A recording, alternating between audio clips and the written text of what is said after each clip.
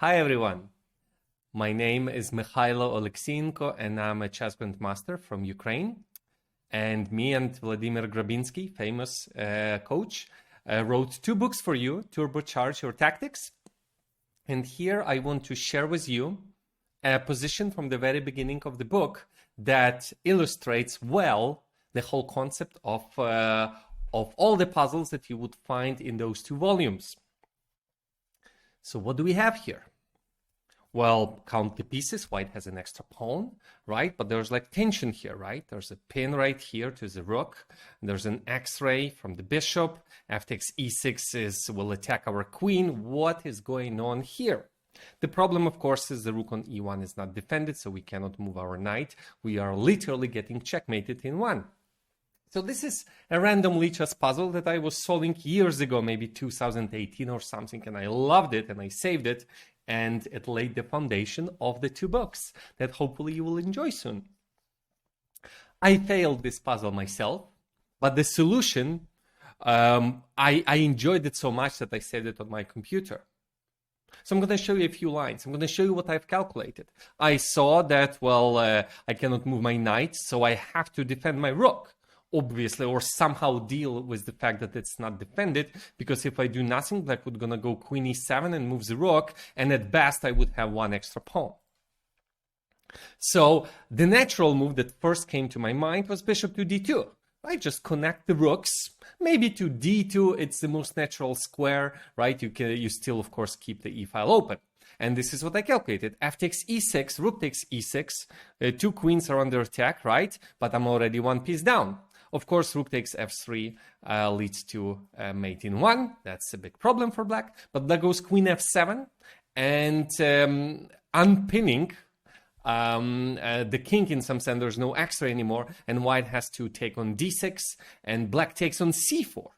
And I take on c4, rook takes f3, rook takes g6, boom, boom, boom, boom. Lots of pieces got exchanged, and white has two extra pawns. But they are not beautiful two extra pawns, right? The win is very far away and even questionable. So what else? And I was like, okay, now I know what to do. Now I know what to do. It's bishop to f4, of course. Connecting the rooks, right? And blocking their files. So I think I blitzed out bishop f4 because for some reason I thought it should be like a simple puzzle. And that's what Lichess told me. You failed. And I was like, well, wait, what? And I don't actually remember if I actually solved it. Maybe I immediately asked for a solution. That was my mistake. Try solving it again. So I will not tell you a solution in just after we finish this line. So, and I was like, yeah, but bishop f4 looks very logical. F takes e6, rook takes e6, and that's it. I win the queen. I win the queen because the queen is hanging, right? And there's an x-ray. I win the queen for just the rook, and that's it. What did I miss? You can pause the video and try to solve it for yourself. What did I miss? Here's what I missed, and it revealed actually also a problem that we're dealing with in these two books.